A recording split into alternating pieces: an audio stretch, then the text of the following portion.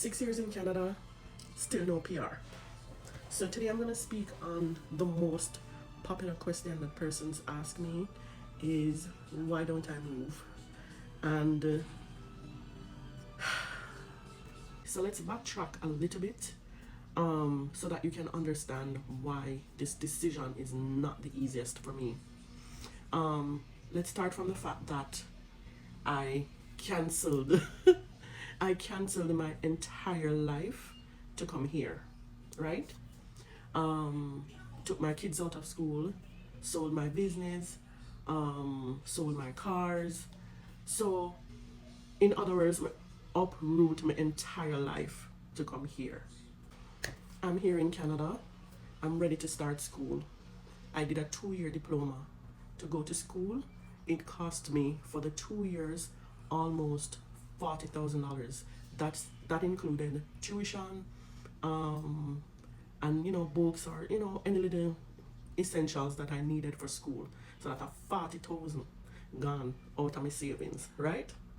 Another thing, I came here not by myself. I came with my family, my husband, and my 2 kids, which means that I have very nice friends and I have family here, but I cannot bring myself and my family to go stay with friends and family. I needed my own space.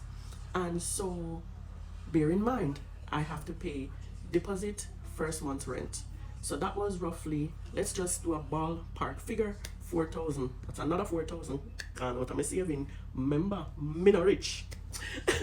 And then I was not in a rush to furnish the house, because most house that you rent in Canada will come with a stove and a fridge. So the first thing I did was to furnish the bedrooms, because we have to sleep somewhere, and everything else wasn't 100% like a need. I remember getting a TV and stuff just to start. And so that expense took another maybe $3,000 to $4,000, right? Okay, so that's about $8 to $10,000 gone out of my savings. Okay, and then let's not forget that I am coming to a new country. The wardrobe is changing in a few months when it's winter. So maybe that's not like a lot, but it's still expense. It is still an additional expense. Separate and apart from all those expenses, there was a lot of other things going on in my life that cost money. So my savings was still going down, and of course, I got pregnant in the second year of going to school, and then of course COVID hit. So now in COVID, I am still spending out of saving because we cannot work. I mean, during COVID, I think my husband worked a little bit here and there, but now we're taking money out of savings to eat, because I honestly feel like the price of food increased during COVID, because like we spend so much money on food during COVID. So that I can't even calculate the amount of money that went into eating food for what, 1 to 2 years, sitting home, not doing nothing. I had a newborn to feed, I had my kids to feed, and we still have to eat. And let's not forget that during COVID, I still had to pay rent. We still had to pay our bills. So there was no freeze during COVID. Life went on during COVID, bill-wise. So all of that is draining me. Now, my husband has a good job. Fast forward, I end up getting a good job as well. And I'm happy. I'm happy where I work, 100% happy. And my husband, he loves his job too. So like there's so many factors that plays a role in us making a decision to move. Number one, for me, as I just outlined, to move, it's going to cost. And I've already depleted my savings to move here. So I'm gonna have to take another hit to move somewhere else, because moving to another province, it's almost like I'm moving from Jamaica to come here, right? Because I'm gonna have to start all over again. I'm gonna have to go back job hunting. I'm gonna have to search for another apartment again. I'm gonna have to sit down a little bit until I get a job, or maybe I can search for a job before I go there. But mentally, I honestly feel like it's gonna drain me, and I honestly don't think I could handle that again right now.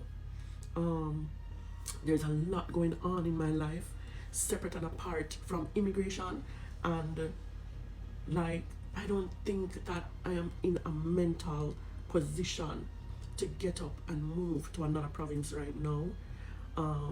So it doesn't play just a financial role, it's a mental thing for me right now. I I moved my kids already, and then they're settled, and then to move them again, it's like it's not just me, but I have to think about my kids too. And I feel like ultimately I am optimistic. There's a lot of changes happening, and as much as I feel like I need to be a permanent resident right now, as I said before, it's just not the time. It's just God is not ready yet. I don't think that God brought me this far to leave me on my own, and I know that I need to be proactive as well, and do the right things and do the things that are necessary to help myself. But um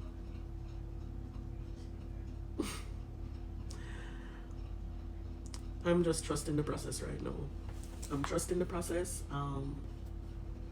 I don't want to get up and leave my job. Ryan, my husband, doesn't want to get up and leave his job. I don't want to move my kids again. Financially, I'm just not in a financial position to get up and move again. So yeah, I'm just trusting God to open some form of door while I'm here in Ontario. Really, there's also an option. There's also an option in Ontario where I could move to places like Thunder Bay, and I think there's some others. But right now, another thing that plays a pivotal role in my decision is moving somewhere where it's not diverse. I honestly don't want to live in an area or a province or a place where it's not diverse. I need to see diversity. So that's another big thing for me. So yeah, that's it. That's basically why I really, moving is not something I'm thinking about right now. Yeah. Thanks for watching.